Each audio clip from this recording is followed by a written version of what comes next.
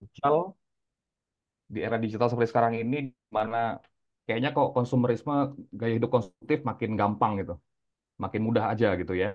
Dan ini mungkin kita perlu eh, apa ya, refleksi lagi lah bareng-bareng ya, apakah apa ya, topik apa yang dapat kita angkat bareng buat di bulan Maret ini. Nah, kita pilih topiknya adalah financial investing. Kita hadirkan Dr. Stefanus Tan malam hari ini untuk bicara tentang bagaimana sih financial investing itu kita lakukan, ataupun teman-teman yang mungkin sebagai seorang financial educator ataupun financial advisor itu dapat advice atau membantu teman-teman atau orang-orang di sekitar untuk mungkin melakukan apa ya, refleksi keuangan melalui financial investing ini. Oke, langsung saja sebelum saya bacakan tata tertibnya, mohon teman-teman untuk yang eh, dapat untuk suaranya di selama apa, maksudnya narasumber untuk menyampaikan materi, kita dapat unmute supaya konsentrasi dari narasumber dapat eh, nggak terganggu gitu ya, dapat lancar untuk membawakan materinya. Tentang kami sendiri, mungkin buat teman-teman yang baru ikut di eh, webinar ini komunitas kami ini adalah komunitas praktisi edukasi keuangan. Jadi fokus kita memang hanya mengedukasi saja. Dalam hal ini, tujuannya adalah untuk mewujudkan masyarakat Indonesia untuk terampil finansial, agar tahu dan mau dan mampu untuk mengelola keuangannya secara bijak sehingga tercapai kesejahteraan secara ekonomi. Khususnya seperti tadi video yang sudah disampaikan, yang diangkat tadi tentang bonus demografi, bagaimana kita mensukseskan Indonesia Emas 2045. Salah satunya adalah dengan bagaimana teman-teman yang produktif atau anak-anak muda sekarang, generasi yang sekarang ini, mereka mampu kelola uang dengan baik, bukan hanya sekedar mencari uang seperti itu, tapi mereka mampu kelola. Oke, ini salah satu video pengantar. Seperti biasa, ini saya coba angkat dulu videonya ya. Sebentar, saya pastikan audionya nyala. Oh iya, belum. Oke, silakan teman-teman.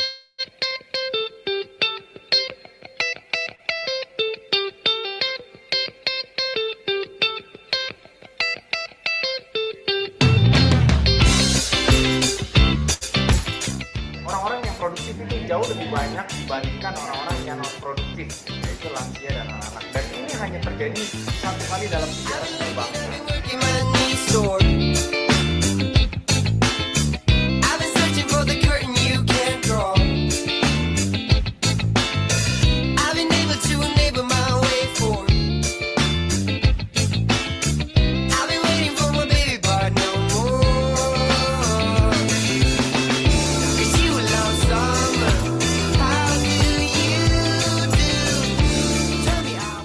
Kurikulum nasional itu tidak banyak mengajarkan mengenai pengelolaan pengeluaran.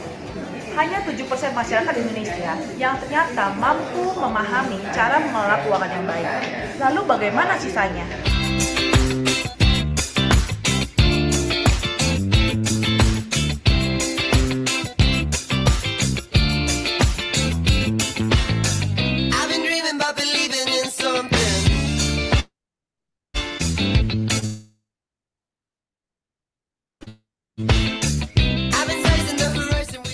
Apa yang perlu dilakukan?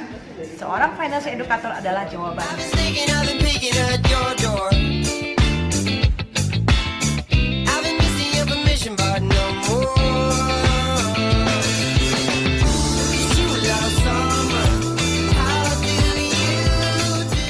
Indonesia membutuhkan banyak financial educator.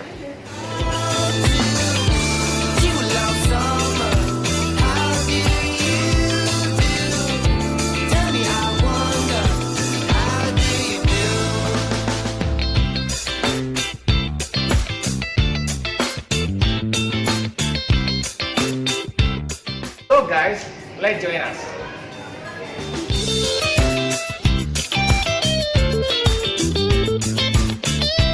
Oke, untuk Indonesia yang lebih baik itu adalah semangat kita melalui profesi maupun melalui peran atau pilihan peran yang kita ambil dalam bagaimana kita mampu sukseskan Indonesia Emas 2045. Kalau memang kita lihat secara jujur, memangnya sepertinya memang ya kita perlu semakin lebih gencar lagi ya, makin ke sini ya. Kalau dilihat kemarin flashback ke belakang, Ifex sendiri sudah kurang lebih 6 tahun, lebih dari 6 tahun sudah melakukan edukasi ini. Dan kita berharap juga teman-teman yang bergabung di webinar ini juga nanti dapat sama-sama kita suarakan lebih lebih banyak lagi ya bagaimana untuk orang-orang di sana, untuk terutama untuk anak-anak muda, mereka mampu untuk mengelola keuangan mereka dengan secara lebih baik lagi, sadar keuangan seperti itu ya. Nah, topik-topiknya kita ada banyak yang sudah kita angkat, kita sudah banyak juga undang narasumber. Teman-teman dapat lihat di sosial media kita, untuk dokumentasinya ada di YouTube kita di Vinedo Indonesia. Kami juga mengundang buat teman-teman yang baru untuk gabung di WhatsApp kita. Linknya ada tertulis di sana. Nanti mungkin admin juga dapat bagikan linknya untuk teman-teman gabung ke uh, WhatsApp grup kita untuk dapat update informasi uh, aktivitas atau kegiatan yang mungkin dapat kita lakukan. Demikian juga kita undang teman-teman untuk follow di Instagram kita di @vinedo.id. Oke, langsung saja kita sudah hadir bersama kita malam hari ini Dr. Stefanus Tan. Beliau adalah salah satu co-founder Effect yang sama-sama membangun komunitas ini bersama. Beliau adalah seorang International Master Trainer NLP yang sudah uh, malang melintang gitu ya di dunia coaching gitu ya. Baik coaching bisnis maupun life coach seperti itu, teman-teman dapat lihat sendiri uh, sertifikasi ataupun apa pelatihan-pelatihan ataupun training belajar baik di Indonesia maupun di luar negeri seperti itu. Kontaknya dapat teman-teman lihat, catat, mungkin siapa tahu nanti perlu.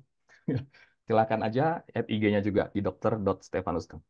Oke, tapi sebelum saya undang Pak Stef, saya infokan juga untuk malam ini ya, kita sudah mulai untuk Q&A-nya. Kalau mungkin teman-teman yang sudah biasa ikut, ya, kita biasanya pakai di kolom chat, ditujukan ke everyone, tapi untuk sesi malam ini kita coba Q&A ya, di fitur Q&A.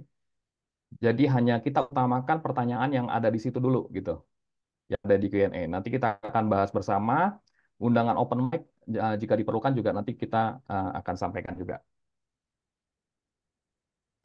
Oke, sebelum saya undang Pak Stef, ini ada pertanyaan ya, teman-teman terkait dengan topik materi kita malam hari ini. Boleh teman-teman chat di uh, kolom chatnya, tujuan ke semua ya, everyone ya. Menurut teman-teman, pertanyaan pertama tuh, apa yang dimaksud dengan puasa finansial? Mungkin itu dulu. Boleh teman-teman bantu isi, biar kita sama-sama uh, diskusi. Oke, ada Pak Yoel ya. Tidak boros mungkin maksudnya ya. Kurang S ya Pak. Oke, Pak Rusdi, hemat. Oke, tidak boros, Pak Yoel. Thank you, Pak. Ada yang lain, teman-teman? Kita ada 4.800 orang kayaknya tadi. Yang chat baru 2 nih.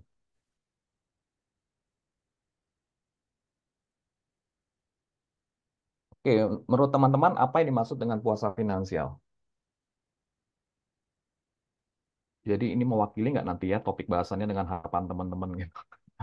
Atau beda jauh? Kita sama-sama lihat ya. Mirip frugal living, oke. Puasa, nggak belanja, nggak keluarin duit. Pak Iwel, smart mengelola keuangan. Ibu Ilvi Supianti, hemat, singkat, hemat. Ada lagi mungkin? Saya kasih 3 detik lagi. 1, 2, 3. Oke, langsung aja. Yang pertanyaan kedua dong, apa manfaat dari puasa finansial? Manfaatnya apa dong, Pak Yoel, Ibu, Pak Yuli, Pak Rusdi? Apa menurut Anda manfaat dari puasa finansial ini? Hmm, Kestabilan ekonomi keluarga. Thank you, Pak Yoel. Jadi puasa finansial membantu untuk ekonomi keluarga menjadi stabil ya. Kondisi finansial lebih sehat dari Pak Yanto, Ibu Angel memperkuat keuangan, Pak Yuli beli beli berdasarkan kebutuhan bukan keinginan. Yes, Pak. Setuju, Pak. Tapi nanti kita coba lihat Pak Stef ya. Versinya Pak Stef apa nih? Pak Rudi biar hidup lebih tenang. Oke, baik. Biar nggak lama-lama lagi langsung aja saya undang Pak Stef. Pak Stef silakan Pak Stef. Ya, Bertanggung jawab, Pak. terima kasih. Selamat malam Oke, Pak. teman-teman. Thank you tadi sudah menjawab di kolom chat. Ya, nah kita mulai saja. Bentar ya. mengenai financial fasting atau puasa finansial ya. Nah, sebelum kita mulai dengan materinya, saya ingin teman-teman memahami dulu latar belakang atau fondasi berpikir daripada program ini. Ya, jadi pada dasarnya kami percaya bahwa tidak ada manusia yang hidupnya berkekurangan dari awal efek didirikan. Kita mulai dengan sebuah keyakinan bahwa sebenarnya setiap manusia itu pasti sudah diberikan rezeki oleh Yang Maha Kuasa. Dan rezeki yang diberikan oleh Maha Kuasa itu pasti cukup, paling tidak untuk kebutuhan kita. Nah, untuk memuaskan keinginan memang tergantung gitu kan, seberapa besar keinginan kita. Tapi intinya adalah bahwa rezeki yang Tuhan berikan kepada kita itu seharusnya cukup, gitu kan. Nah, jadi kami percaya bahwa sebenarnya pada dasarnya tidak ada manusia yang hidup berkekurangan. Yang kami percaya adalah bahwa ternyata ada manusia yang tidak mampu mengelola pengeluarannya sehingga jadi kekurangan kan begitu ya. Atau yang kedua, malas untuk menjemput rezeki, untuk menjemput rezeki yang Tuhan sudah berikan secara maksimal sehingga lalu terasanya kurang. Nah, ini dasar daripada kita membuat financial fasting ini dan juga dasar daripada kami melakukan edukasi keuangan kepada masyarakat. Ya, kami sangat percaya bahwa setiap orang itu sudah ada rezekinya dan setiap orang itu tidak mungkin hidup berkekurangan kalau orang itu mampu mengelola pengeluarannya dengan benar dan mereka mau secara rajin menjemput rezekinya dengan sungguh-sungguh. Nah, sebagai bukti mungkin kami ingin bertanya, apakah teman-teman ada yang tahu berapa sih UMR Jakarta di awal tahun 2000? Mungkin ada yang boleh chat, ya, mau lihat Google juga boleh. Tapi mau kira-kira juga boleh. Ya, teman-teman boleh kira-kira gitu ya. Kalau lihat Google kan langsung ketahuan datanya ya. Tapi mungkin teman-teman dapat apa ya namanya? Kira-kira tahun 2000 itu di awal tahun 2000 itu UMR Jakarta berapa ya? Gitu. Boleh bantu di chat, saya mau tahu menurut pemikiran teman-teman atau perkiraan teman-teman ya. Berapa sih UMR Jakarta tahun 2000?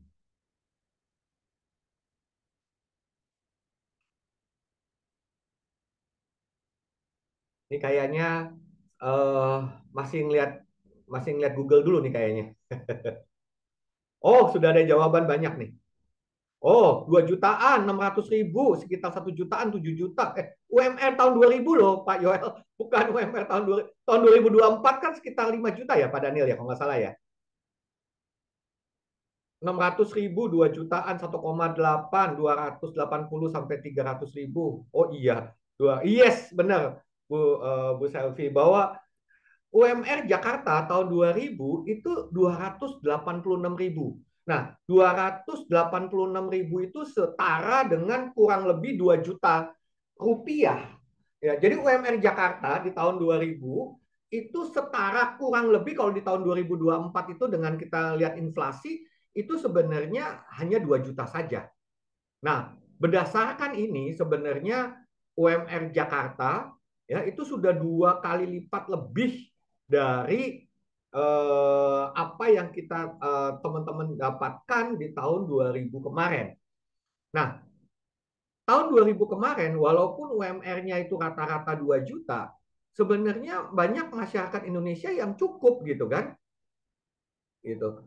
Ya, betul Pak Michael. Jadi tahun 2005 itu memang sudah mulai ada peningkatan UMR sehingga lewat tahun 2001 sudah mulai meningkat jauh.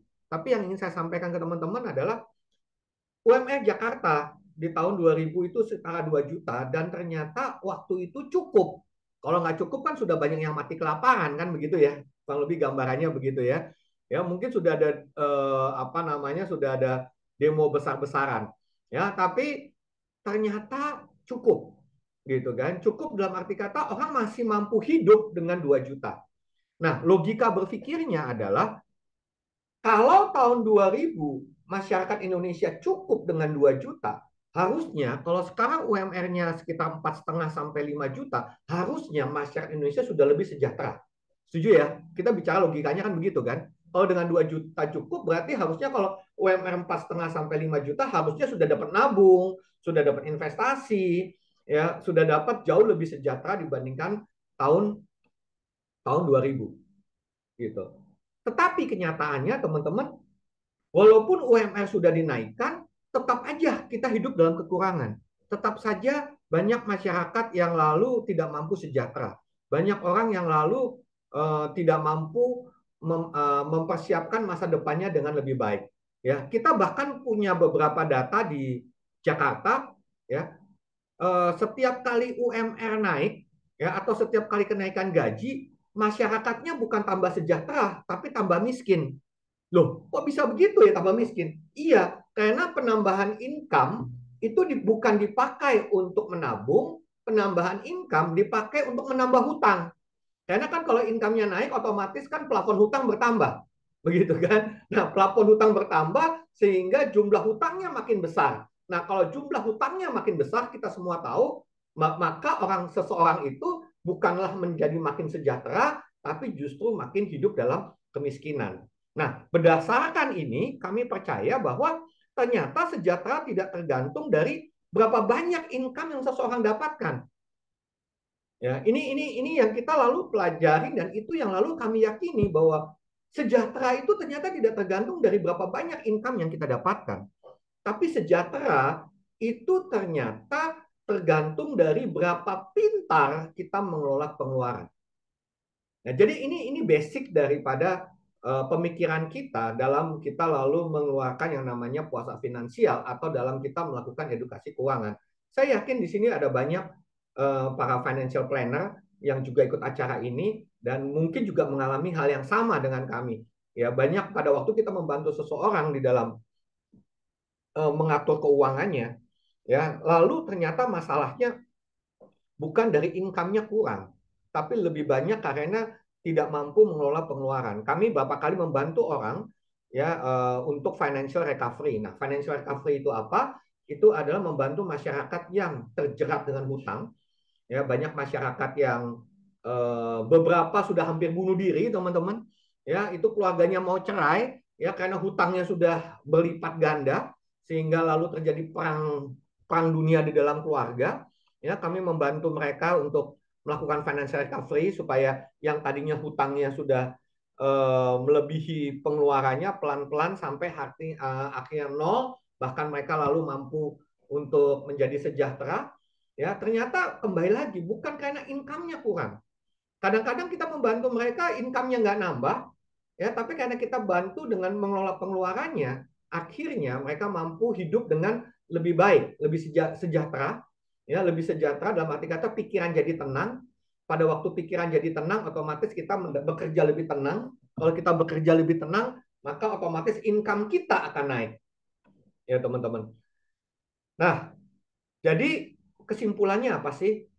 Penyebab utama seseorang sulit sejahtera itu ada 3. Minimal ada 3 yang utama. 1, tidak mampu mengelola hawa nafsu.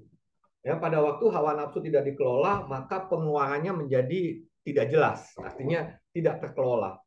Lalu yang kedua, karena banyak juga masyarakat kita yang tidak memikirkan masa depan. Artinya gini, hidup untuk saat ini. Kalau hari ini dapat income 100.000, ya keluarnya 100.000. Gitu kan? Kalau income-nya 1 juta, ya keluarnya 1 juta. Income-nya 5 juta, keluarnya 5 juta. Padahal kita semua tahu bahwa pendapatan tetap setiap manusia pasti berhenti. Ya, pasti berhenti. Nah, cuman kita nggak tahu berhentinya di usia berapa. Di usia 30, 40, 50, 70, kita tidak tahu. Tapi pasti berhenti. Tapi pengeluaran hidup kita itu tetap ada selama kita hidup. Ya, jadi kan ini tidak seimbang. Ya, pemasukannya kita pasti berhenti selama kita hidup, suatu saat pasti berhenti, gitu kan? Nah, pada saat yang sama pengeluaran kita tidak berhenti, walaupun pemasukannya berhenti. Nah, disinilah sebenarnya kecerdasan di dalam mengelola pengeluaran, sehingga pada waktu income saya berhenti, bagaimana, ya kan? Income aktif, ya, maksudnya pendapatan tetap saya berhenti, bagaimana saya membangun passive income sehingga saya tetap berpendapatan. Ya, walaupun pendapatan tetap berhenti, saya tetap berpendapatan. Jadi yang kedua, karena tidak memikirkan masa depan. Nah, tapi juga banyak yang ketiga. Dia tahu ya saya harus memikirkan masa depan saya. Saya tahu saya perlu mempersiapkannya, saya perlu berinvestasi, saya perlu menabung. Tapi bagaimana caranya? Ya banyak orang yang tidak tahu caranya. Disitulah peran daripada financial planner, teman-teman. Ya teman-teman kalau yang bukan backgroundnya seorang financial planner tentu dapat minta bantuan para financial planner. Tapi teman-teman kalau yang mau belajar basicnya, maka di YouTube kita di Efek ada. Dan kalau teman-teman membutuhkan pelatihan dasar, jadi kita efek seringkali memberikan pelatihan dasar untuk ibu-ibu rumah tangga, ya untuk orang-orang yang baru mulai. Aduh, saya pengen belajar dong basicnya financial planning, ya. Tapi saya belum mampu nih bayar seorang financial planner. Saya pengen belajar sendiri deh basicnya supaya saya dapat memastikan hidup saya sejahtera. Nah, teman-teman dapat daftar tuh nanti ke panitia teman-teman di efek ya. Nanti kalau pesertanya sudah cukup, kita akan adakan ya pelatihan itu pelatihan dasar untuk financial planning. Tapi kalau teman-teman mau nonton YouTube-nya pun ada. Oke. Nah, nanti teman-teman sampai di sini, kalau teman-teman nanti ada yang nggak jelas, teman-teman boleh langsung Q&A ya. Jadi jangan nunggu sampai semuanya selesai baru teman-teman nanya. Tapi kalau nanti dari setiap penjelasan saya, ya teman-teman ada yang nggak jelas atau teman-teman ada yang ingin tanyakan, ya teman-teman boleh langsung aja tulis di Q&A supaya tidak lupa. Nah, sebenarnya prinsip daripada puasa finansial itu apa sih? Tadi teman-teman sudah jawab benar sih. Intinya berhemat, tapi berhemat itu seperti apa? Nah, ini yang kami tawarkan prinsipnya. Ya. Jadi selama 21 hari bagaimana kita semua belajar memotong pengeluaran harian. Ya, pengeluaran harian. Ya. Antara 10 sampai 50% ya untuk dimasukkan ke dalam pos-pos yang dibutuhkan. Ya, jadi kalau teman-teman saya mampunya motong 10%, oke. Kalau teman-teman mampu motong 50%, bagus banget. Gitu kan? Berarti namanya juga puasa kan? Ya. Ya gimana caranya kalau saya setiap harinya itu habisnya 50.000 atau 200.000, sekarang saya potong 100.000 atau 150.000 gitu kan? Nah, sisanya gimana? Masukkan ke dalam pos yang teman-teman masih kurang. Misalnya, aduh saya yang cicilan hutangnya ini susah, ya udah masukkan ke pos hutang. Atau hutang saya sudah nggak ada masalah, tapi dana darurat saya masih belum cukup, gitu kan? Ya sudah masukkan ke pos dana darurat atau masukkan ke dalam pos investasi. Jadi ini prinsipnya. Tapi nanti secara detail kita akan jelaskan teman-teman, kita jelaskan di acara ini. Ya, di sini kita memang slide-nya banyak dan kita buat materinya itu lebih lebih detail supaya teman-teman tinggal baca aja, teman-teman dapat mengulang, dapat lebih paham mengenai materi financial fasting atau puasa finansial ini. Ya, jadi ini materinya ke depan memang tinggal dibaca aja sih teman-teman. Ini slide saya kelihatan ya Pak Daniel ya. Aman, Pak. Kelihatan, Pak. Ya. Jadi teman-teman kita sudah tahu ya kalau kalau kita melakukan puasa dengan benar, ya puasa dengan benar maka harusnya berat badan kita turun. Ya, kalau ada yang punya gula darahnya turun. Ya, kalau kolesterol tinggi, kolesterolnya turun.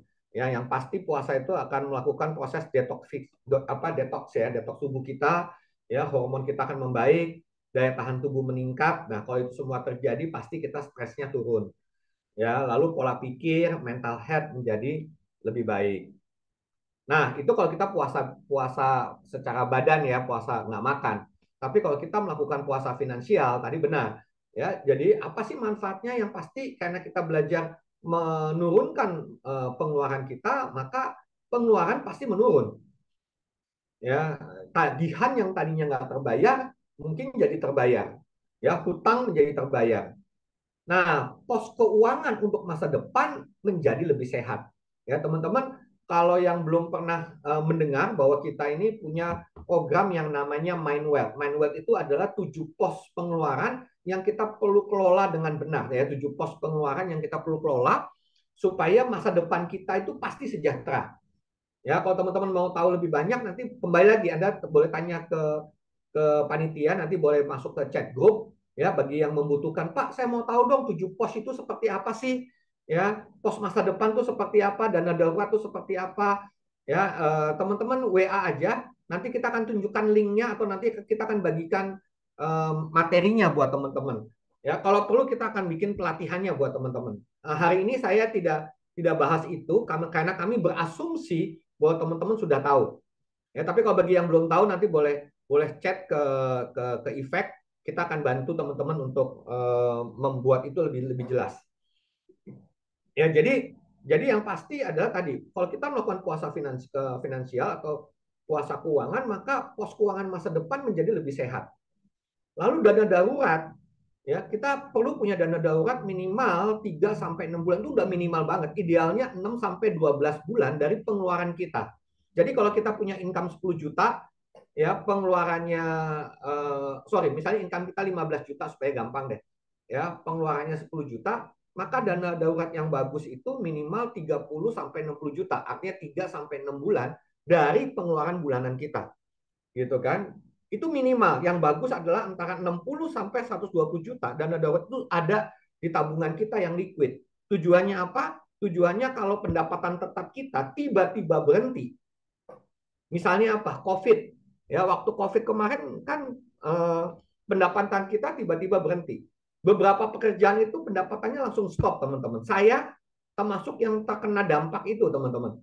Ya, jadi waktu COVID masuk, itu semua proyek, semua aktivitas training, ya semua dihentikan, coaching semua dihentikan karena memang nggak boleh ketemu orang, gitu kan? Semuanya sudah social distancing. Waktu itu kami belum ngerti YouTube. Ya, jadi selama 6 bulan ya income stop, beneran stop, teman-teman. Nggak ada income, pengeluarannya tetap sama. Ya, untung karena kita sudah belajar yang namanya dana darurat tadi, kita masuk 7 pos sehingga walaupun income-nya berhenti 6 bulan, nggak panik. Ya, yang ada adalah kita selama 6 bulan memikirkan cara bagaimana income yang tadinya nol ya dapat kembali normal bahkan lebih. Nah, salah satunya adalah ya kita mulai belajar menggunakan YouTube. Nah, setelah kita mampu menggunakan Zoom, ya dengan kita melatih menggunakan Zoom, maka lalu income itu kembali normal, ya bahkan beberapa malah lebih dibandingkan sebelumnya. Kenapa? Karena kalau kita bicara training, kalau yang namanya offline kan trainingnya hanya bisa di satu tempat, ya Jakarta aja, Surabaya aja. Dengan adanya Zoom, maka peserta kami bisa dapat dari mana-mana, dari luar kota bahkan luar negeri. Ya, itu adalah dana darurat. Ya, minimal 3 sampai 6 bulan, idealnya 6 sampai 12 bulan. Bahkan pada waktu Covid kami menganjurkan 12 sampai 24 bulan. Nah, dengan puasa finansial ini, puasa keuangan ini, maka dana darurat kita yang tadinya masih belum ada atau kurang dapat ditingkatkan sampai ke kondisi ideal. Tentu saja kalau itu semua terjadi, maka stres akan turun, pola pikir akan lebih baik, mental health kita akan lebih baik. Ya, jadi kalau kita mau sehat keuangan, kita mau lebih sejahtera, maka kita perlu melakukan yang namanya puasa finansial. Nah, ya kenapa? Nah, kenapanya tadi kita sudah jelaskan. Ya, banyak yang sulit untuk tetap berada di jalur keuangan yang tepat. Ya, terutama untuk tujuan keuangan jangka panjang. Ya, teman-teman nanti akan lihat. Bahkan teman-teman sendiri kalau nanti menganalisa keuangan teman-teman, apakah sudah punya investasi yang menghasilkan passive income? Kalau belum ada, berarti ini yang perlu kita persiapkan. Ya, nah kenapa demikian? Karena tadi sekarang ini godaan gaya hidup ini makin banyak. Ya, kuliner, apalagi dengan adanya online shop gitu kan, ya kuliner di mana-mana, ya kan. Nah sekarang sejak COVID sudah dinyatakan apa namanya new normal ya, sudah boleh kemana-mana, keluar negeri lagi gitu kan. Wah, sudah mulai jalan-jalan wisata kemana-mana, ya gaya hidup online sekarang sudah mulai belanja online lebih gampang, apalagi sudah ada pay letter gitu kan, ya hutang itu makin mudah, teman-teman. Ya, berhutang itu sekarang makin mudah. Adanya pinjol, kartu kredit, dan sebagainya. Ya, membuat masa depan terganggu. Kita terjerat beban hutang, gitu kan. Tadi sudah disebutkan juga dana darurat tidak sehat. Ya, nah ada juga orang-orang yang mengerti keuangan, mengerti bahwa kita ini harus mulai investasi, tapi dia nggak tahu caranya. Sehingga beli asetnya yang non produktif. Nah, seperti apa sih aset yang non produktif tadi? Oh, saya mau beli tanah yang banyak, ya saya mau beli apartemen yang banyak. Tapi apartemen dan tanahnya itu tidak disewakan. Ya, tidak disewakan sehingga tiap tahun kita harus bayar pajak, bayar maintenance fee dan apa segala macam, tapi tidak ada pemasukan. Ya, jadi beban biaya atas aset itu tinggi. Pada akhirnya ternyata itu tidak membuat kita sejahtera. Itu justru akan mengganggu keuangan kita. Ya, nah ada lagi nih yang lagi tren baru saat ini. Ya, adanya apa itu sekarang? Saya sampai lupa namanya kripto ya, kripto. Ya, godaan spekulasi investasi yang tinggi gitu ya. Ada kripto, ada saham, ya ada banyak jenis-jenis investasi yang tidak menjamin masa depan. Maksudnya tidak menjamin itu begini. Orang kan gini, kita investasi kalau kita mampu investasinya benar, kita pintar berinvestasi, maka investasi itu tidak masalah. Investasi itu akan menghasilkan income yang rutin setiap bulannya. Tetapi pada waktu kita tidak pintar berinvestasi, tapi kita tergoda untuk berinvestasi karena keuntungannya besar, yang ada bukannya kita untung rutin tiap bulan, yang ada adalah kita seringkali mengalami kerugian dan ada hambatan likuiditas. Apa yang dimaksud dengan hambatan likuiditas? Pada waktu contoh saham yang sederhana teman-teman. Pada waktu kita butuh uang cash, saham kita lagi turun. Nah, pada waktu saham lagi turun kan menjadi tidak liquid. Kenapa? Karena kalau saya cairkan itu menjadi rugi. Ya, karena teman-teman perlu paham prinsip dari investasi adalah dicairkan ketika untung, bukan dicairkan ketika butuh. Nah, banyak masyarakat tidak mengerti. Oh, saya sudah investasi saham, saya sudah investasi kripto, saya sudah investasi macam-macam. Ya kan, kalau saya nanti butuh uang, saya tinggal cairkan. Nah, ini adalah pola pikir yang tidak tepat, teman-teman. Karena prinsipnya adalah kalau Anda berinvestasi, cairkanlah ketika untung. Ya, bukan dicairkan ketika butuh. Ya, ini prinsipnya. Nah, karena itu dengan puasa finansial adalah cara bijak untuk kebal godaan, begitu kan? Bangun habit finansial, membuat kita bebas hutang, ya, membangun dana darurat dengan benar, sehingga dana hari tuanya cukup, membangun aset investasi yang pasif income, ya kembali lagi. Jadi aset investasinya kita bangun yang pasif income, yang membuat kita tuh setiap bulan dapat apa yang namanya, dapat income dari sana. Ya, seperti apa contoh-contoh aset investasi yang pasif income? Yang paling gampang teman-teman, deposito obligasi itu kan termasuk investasi yang pasif income. Ya, lalu teman-teman punya usaha kos-kosan, ya tapi kos-kosannya yang laku begitu ya teman-teman ya. Nah, itu sudah masuk ke dalam investasi yang pasif income. Ya, sehingga teman-teman dapat menjadi sejahtera. Nah, karena itu sebenarnya puasa finansial adalah pembersihan jangka pendek. Maksudnya pembersihan hawa nafsu kita ya. Pembersihan finansial jangka pendek yang membantu mengembalikan kondisi keuangan ke posisi sehat dan terus berkembang dengan lebih baik. Ya. Nah, puasa finansial hanya melibatkan pengeluaran uang untuk kebutuhan hidup secara sederhana dan hemat. Ya, baik perumahan, makanan, pendidikan, utilitas, transportasi ke tempat kerja, memotong semua pengeluaran tinggi lainnya dan tidak menambah beban. Jadi ini adalah latihan, teman-teman. Latihan tuh maksudnya begini, selama 21 hari, misalnya, oh listrik rumah gimana ya supaya lebih hemat, gitu kan. Oh, jam segini sampai jam segini mungkin AC dimatikan, atau jam segini sampai jam segini lampu mulai dimatikan, atau lampu hanya dinyalakan untuk waktu-waktu tertentu atau untuk tempat-tempat tertentu. Lalu makanannya dikurangin, gitu kan. Nah, pendidikan itu maksudnya adalah mungkin kalau ada les yang mungkin saat ini nggak diperlukan, mungkin bisa dikurangin dulu. Ya, utilitas tadi, ya pemakaian air, pemakaian listrik, ya kan. Lalu transportasi yang tadinya pakai Grab car, sekarang mungkin selama 21 hari latihan, oh saya mau pakai Grab motor misalnya. Begitu ya teman-teman. Atau mau pakai transportasi umum, gitu kan, pakai kereta api, KRL, atau sekarang ada LRT, ada MRT, ada macam-macam. Ya, itu dapat melatih kita untuk mencoba, teman-teman. Saya berapa kali juga mencoba menggunakan fasilitas umum, lama-lama nikmat juga. Jadi ada momen-momen tertentu ternyata lebih enak naik, contoh lebih enak naik Grab motor dibandingkan Grab mobil misalnya. Gitu kan, lebih enak pakai apa namanya Grab daripada punya mobil. Ya, saya sudah hampir 10 tahun teman-teman tidak secara pribadi tidak naik mobil teman-teman. Mobil saya kasih ke istri saya, karena istri saya belum siap gitu kan untuk terbiasa hidup dengan sehat, dengan kondisi yang sehat. Nah, kalau saya ternyata setelah saya membiasakan diri pakai Grab ya atau dengan apa mobil online, ternyata jauh lebih nikmat gitu, jauh lebih nikmat, nggak perlu servis mobil, nggak perlu macam-macam gitu ya. Nah, lalu hidup dengan anggaran yang ketat sampai Anda kembali ke jalur yang benar, ya, pos keuangan sehat, ya, untuk mencapai tujuan keuangan Anda masa kini dan masa depan secara sejahtera. Jadi, kita mencoba merubah kebiasaan kita selama 21 hari, nanti teman-teman akan lihat, setelah 21 hari, teman-teman akan lihat, ternyata kebiasaan baru ini ada yang enak ya. Nah, pada waktu ada yang enak, maka teman-teman dapat teruskan.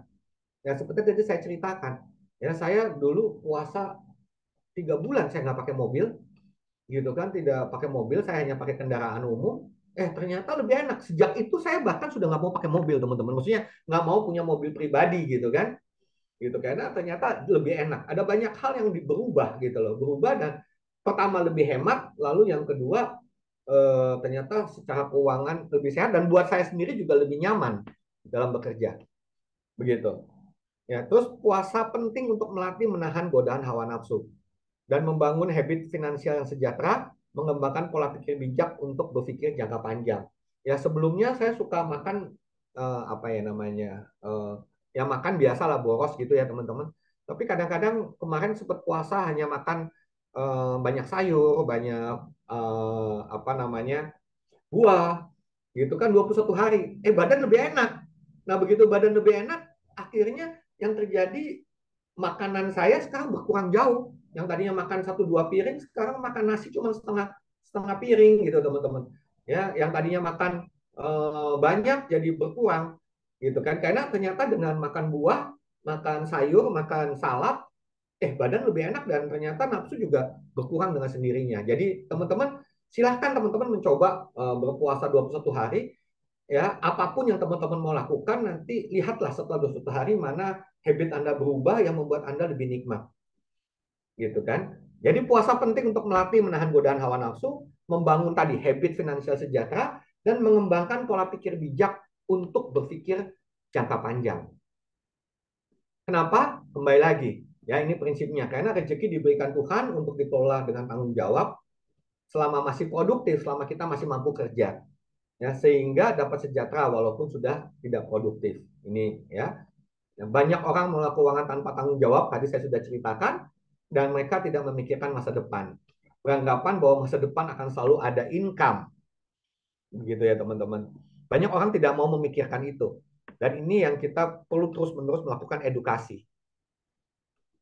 Karena itu puasa finansial membuat kita belajar mengelola dan menahan hawa nafsu, membuat kita belajar mengelola rezeki dengan lebih tanggung jawab, mengembalikan nilai hidup yang tepat, membuat hubungan dengan keluarga dan sesama menjadi lebih harmonis.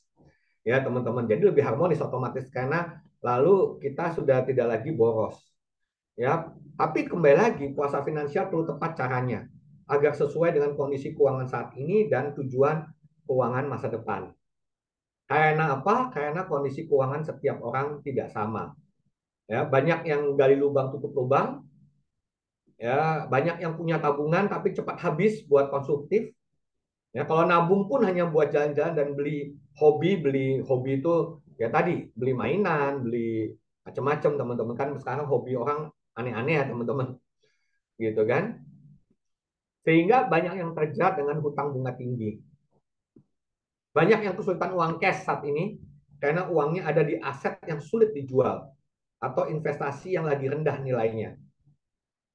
Karena itu teman-teman, kenali Anda berada di posisi finansial yang apa sebelum ambil keputusan yang tepat. Ya, mengetahui posisi keuangan saat ini penting untuk menentukan tindakan dan tujuan selanjutnya. Nah, ini posisi yang pertama, teman-teman. Ya, posisi pertama adalah kalau Anda ada di financial dependent. Nah, ciri-ciri financial dependent seperti apa? Saya nggak punya income sama sekali. Kalau saya nggak punya income sama sekali, income-nya tergantung dari siapa? Tergantung dari orang lain. Nah, saya nggak punya income aktif. Kalau teman-teman lihat grafik ini, ya, hanya pengeluarannya 100, tapi income aktif nggak ada. Untungnya hutang juga nggak ada. Dana darurat juga nggak ada. Tabungan jangka pendek nggak ada. Investasi nggak ada. Income pasif nggak ada. Ini yang disebut dengan financial dependent. Teman-teman tolong perhatikan, ini yang di bawah ini adalah ukuran kita. Jadi teman-teman nanti lihat apakah seseorang itu income aktifnya ada atau tidak. Kalau ada, seberapa besarnya. Ya, lalu income aktifnya dibandingkan pengeluarannya besar mana. Ini ya sebenarnya dasar daripada financial check up. Teman-teman ada banyak metode melakukan financial check up. Ini salah satu metode yang sering kami pakai. Kalau teman-teman mau pakai juga silahkan buat financial planner yang lain. Ya, ini lebih mudah, bukan lebih mudah sih. Bagi kami mudah dan lebih mudah juga menjelaskan kepada klien atau orang yang kita edukasi. Oh iya ya, seperti ini grafiknya gitu kan. Ada hutang apa enggak, ada dana darurat apa enggak, tabungan jangka pendeknya seperti apa, ada investasi, ada investasi kah, ada income pasif. Kita bedakan antara investasi dan pasif income. Kalau pasif income adalah investasi yang sudah pasti tiap bulan atau tiap tahun menghasilkan, tidak mungkin naik turun. Jadi kalau yang masih naik turun atau yang masih mungkin tadi masih mungkin rugi, itu kita masuknya ke investasi. Ya, kalau yang investasi income pasif itu sesuatu yang sudah lebih pasti, contohnya kan tadi deposito atau obligasi, itu kita masuknya ke income pasif, gitu kan. Nah, siapa sih orang-orang yang masih 100% tergantung sama orang lain? Contohnya ibu rumah tangga, ya, istri yang tidak bekerja, betul-betul income-nya tergantung dari suami. Lalu anak, ya, anak yang belum bekerja. Lalu orang tua yang sudah tidak bekerja. Nah, lalu apa sarannya nih untuk financial dependent? Yang pertama, mulai belajar mendapatkan income jika mampu produktif, ya. Mulai aktif mendapatkan income biar tidak tergantung pada orang lain. Lalu pastinya belajar mengelola keuangan, pengeluaran. Sisihkan dari pendapatan manapun untuk pos dana darurat. Artinya kalau Anda selama ini dapatnya dari suami atau dari anak, ya bisa dari anak juga, ya, atau dari papa, mama, maka sisihkan yang Anda dapat, yang teman-teman dapatkan ini paling tidak untuk dana darurat. Ya, pastikan teman-teman punya dana darurat untuk mensupport jika mendadak, ya, sumber income Anda hilang. Maksud sumber income itu siapa? Entah suami, entah orang tua, entah anak tiba-tiba hilang karena PHK atau kesulitan income, maka Anda yang financial dependent ini pasti masih punya dana darurat. Tapi kalau misalnya Anda fully independent, ya mungkin misalnya karena satu dan lain hal Anda betul-betul tidak mungkin kerja, ya maka cobalah bangun passive income dari yang mensupport Anda. Ya, jadi yang dari yang dikasih, paksakan diri untuk menyisihkan, membangun yang namanya passive income. Ya, ini saran untuk teman-teman yang masih di level financial dependent. Gitu kan. Nah, lalu ada financial pemula nih. Financial pemula nih orang-orang yang mulai dapat income atau income-nya itu sama dengan pengeluaran. Ada dua jenis financial pemula. Yang pertama, pokoknya saya income 100, pengeluaran 100. Saya nggak punya hutang, nggak punya dana darurat, nggak punya tabungan jangka pendek, nggak punya investasi, nggak punya income pasif. Atau yang kedua, ya, income aktifnya ada, ya, tapi sudah mulai ada hutang, tapi hutangnya nggak sampai 35%, dana darurat masih kosong, investasi masih kosong, income pasif juga tidak ada, tapi saya sudah mulai ada tabungan jangka pendek, ya. Nah, saran untuk teman-teman yang financial pemula, ya belajarlah hidup minimalis, tetap belajar mencari income tambahan, sisihkan sejak awal, ya, untuk punya pos dana darurat, miliki dana darurat yang cukup, yaitu minimal 3 sampai 6 bulan, ya, terutama yang belum menikah. Kalau yang sudah menikah 6 sampai 12 bulan. Ya, jika mendadak, ya, yang sumber income Anda hilang, ya, baik PHK atau pada waktu Anda kesulitan income. Lalu belajar mulai mengelola pengeluaran, belajar investasi, mulailah berinvestasi yang aman dulu.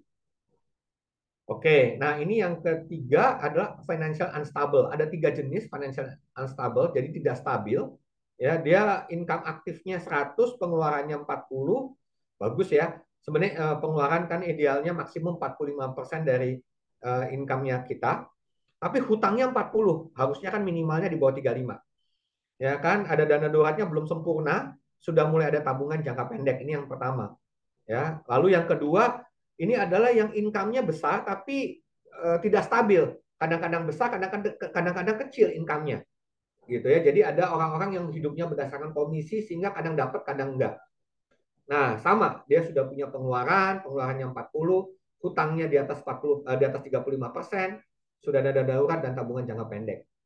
Ya, atau yang unstable 3, ya dia nggak ada dana darurat, dia nggak ada tabungan jangka pendek, tapi hutangnya sudah 35%. Bagus ya, maksudnya di minimal ini.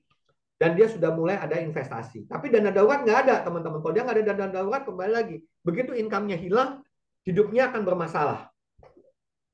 Nah, saran untuk teman-teman yang ada di financial unstable, ya nggak stabil, ya itu ya tadi hidup minimalis, mencari income tambahan, stop investasi resiko tinggi, fokus lunasi hutang yang bunganya tinggi, sisihkan sejak awal untuk pos dana darurat, miliki dana darurat yang cukup jika mendadak PHK atau kesulitan income, sisihkan untuk tabungan jangka pendek, mulai investasi dengan diversifikasi, ya jangan berspekulasi yang ingin untungnya cepat, begitu.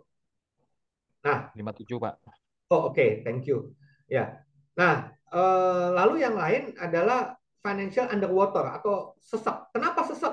Karena ternyata income dan pengeluarannya sama, tapi hutangnya ada nih.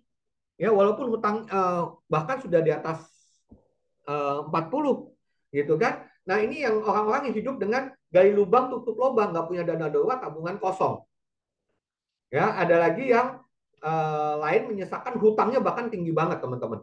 Ya, karena apa? Kena ini, kena cicilan KPR, pinjol, kartu kredit, hutang bunganya jadi bunga bergulung. Ya, nggak punya aset, kalaupun aset susah dijual.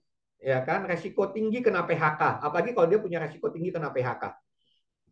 Banyak pekerja karena terkena pinjol ya atau hutang kartu kredit, lalu debt kolektornya datang ke kantor, lalu karena itu dia dipecat. Jadi gara-gara pinjol lalu kena pecat teman-teman. Nah ini yang disebut dengan financial underwater. Nah sarannya apa? Kembali hidup minimalis, mencari income tambahan, stop hutang tambahan, fokus lunasi hutang bunga tinggi. Kalau teman-teman mengalami ini dan nggak mampu selesaikan, mungkin hubungi Efek deh teman-teman. Karena kita punya program membantu mereka-mereka yang kondisinya seperti ini secara cuma-cuma. Ya, teman-teman boleh hubungin Efek. Gratis untuk teman-teman yang mengalami kondisi ini. Ya, minta kebijaksanaan hutang, lunasi pokok hutang ya agar yang bunga bertambah, lakukan refinancing ya, sisihkan sejak awal pos dana darurat, miliki dana darurat jika mendadak PHK, belajar mengelola uang dan hindari hutang impulsif hutang tadi karena udah nggak tahan dikejar-kejar debt collector, udah nggak tahan ini itu lalu tambah hutang lagi. Ini benar-benar makin tenggelam teman-teman.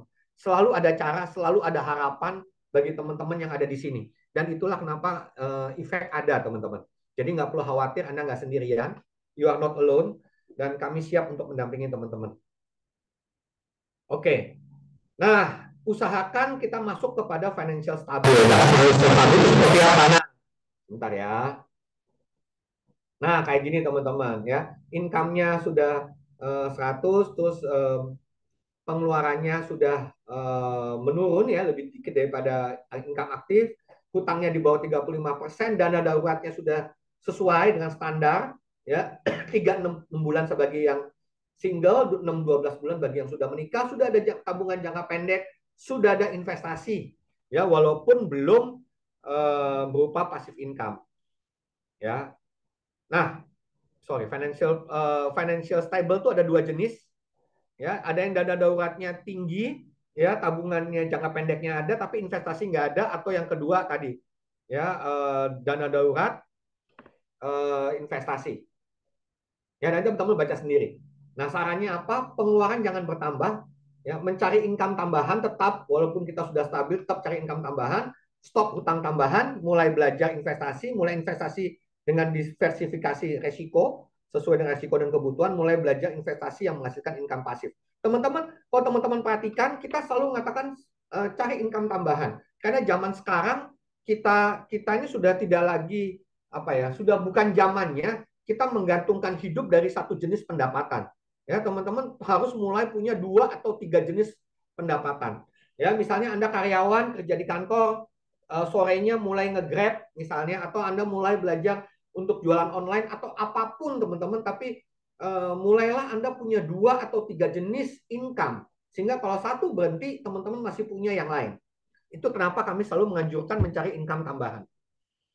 Ya, lalu financial progress ini sudah sehat, dana daruratnya sehat, tabungan jangka pendeknya sehat, investasinya sehat, income pasifnya juga sudah mulai ada. Ya, jadi dia sudah mulai dapat penghasilan dari income pasif. Ya, sarannya ya pengeluaran jangan bertambah, tetap cari income tambahan, ya, usahakan selalu tidak berhutang, ya, belajar investasi yang menghasilkan pasif income. Jadi sudah mulai ke sana. Ya, investasi dengan membagi-bagi investasinya, diversifikasi yang resikonya sesuai dengan profil resiko dan kebutuhan teman-teman.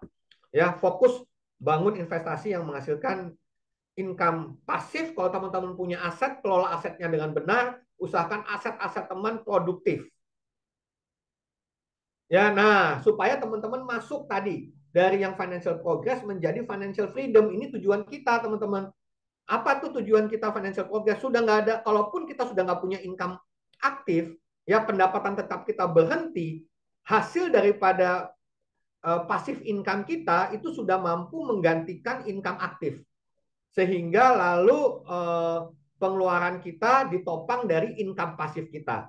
Dan tetap dana darurat sudah ada, tabungan jangka pendek ada, investasinya sudah tinggi. Ini yang kita cari. Kita akan belajar tadi dari financial dependent, financial underwater, financial tadi yang unstable, kita apa progress sampai ujungnya kita ada di financial freedom.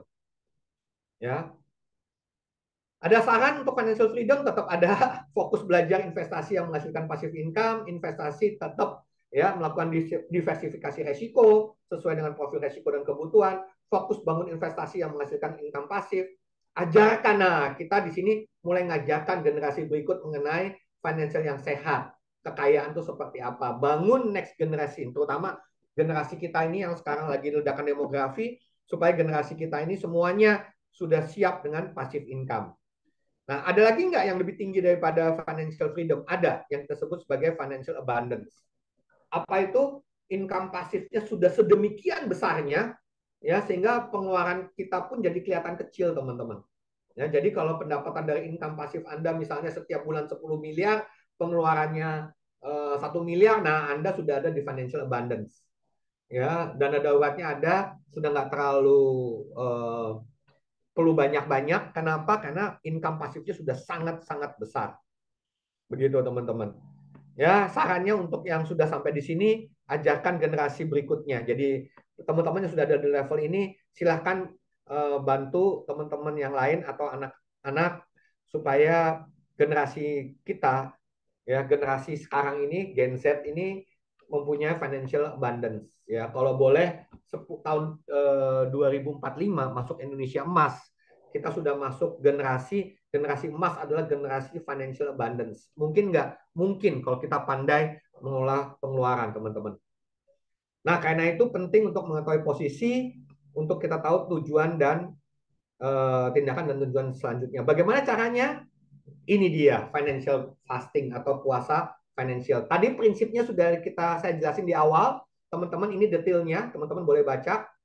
Ya, puasa finansial dilakukan secara bertahap dan berkala tergantung pada posisi keuangan saat ini. Contoh, kalau kita ada di posisi underwater, sudah sesak, udah mau dikejar-kejar debt collector, gitu kan, kondisi udah sesak banget. Ya, puasa finansial yang ketat tadi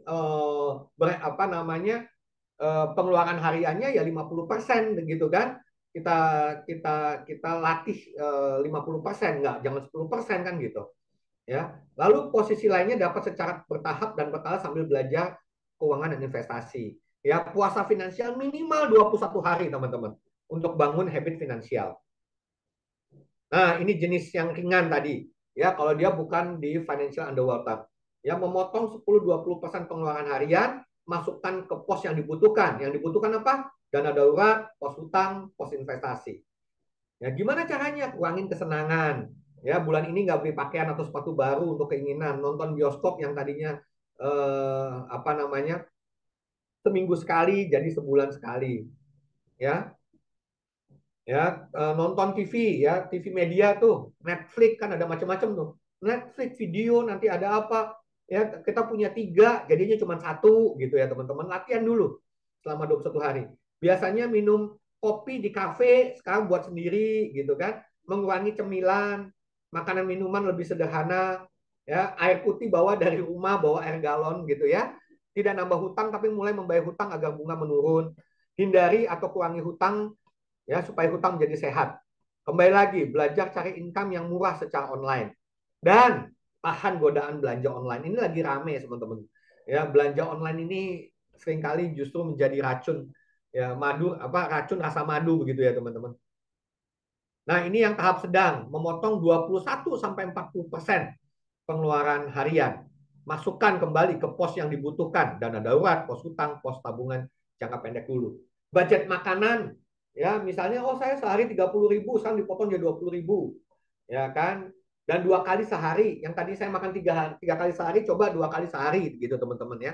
Matikan listrik, tadi sudah cerita ya, tidak perlu. Ganti transportasi, ya jadi lebih hemat. Belajar tidak berhutang, ya cari income yang gratisan atau online, ya berbayar murah patungan.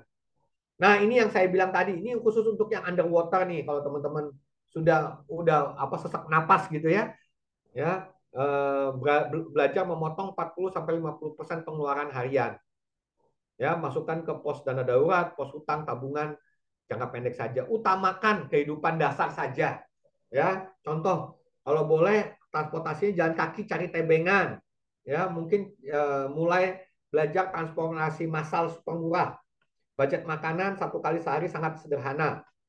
Ya, kalau pakai wifi nebeng gitu ya, sudah nggak pakai wifi lagi gitu kan. Maksudnya nggak bayar pulsa teleponnya jadi menurun. Ya, cari liburan yang gratis, TV media cari yang gratisan atau nebeng temen. Ya, cari kos yang murah. Ya, tadi kosnya mungkin sendiri jadi berdua atau bertiga gitu kan. Tidak berhutang, belajar cari income gratisan. Nah, jadi strategi puasa finansial, ya, analisa agar dapat sejahtera, analisa posisi keuangan saat ini tadi, ya teman-teman sudah lihat kan financial check up yang teman-teman boleh lihat tadi ya, slide yang tadi, ya, atau teman-teman datang ke financial planner gitu kan untuk melakukan financial planning, financial check up, lalu analisa kebiasaan pengeluaran saat ini, ya belajar menyisihkan yang tadinya hidup sisa menjadi hidup sisih, ya analisa pengeluaran bulanan sebelumnya biasanya untuk apa. Jadi teman-teman catat tuh dulu tuh pengeluaran bulanannya apa aja, ada yang dapat dihemat nggak kan gitu ya. Bedakan mana kebutuhan dan keinginan, need atau want. Ya, kurangi atau stop pengeluaran yang berdasarkan keinginan. Contoh keinginan gini teman-teman. Kita biasa setiap orang tuh butuh makan. Makan itu kebutuhan, ya need. Tapi makan Kentucky Fried Chicken itu keinginan. Ya, paham ya? Mungkin beberapa orang kopi itu adalah kebutuhan. Ya, tapi kalau kopi di coffee shop itu adalah keinginan. Ya, jadi teman-teman betul-betul perlu membedakan mana kebutuhan, mana keinginan. Ya, kurangi pengeluaran kebutuhan menjadi kebutuhan dasar saat berpuasa finansial. Saya beritahu begini teman-teman. Makan itu kebutuhan.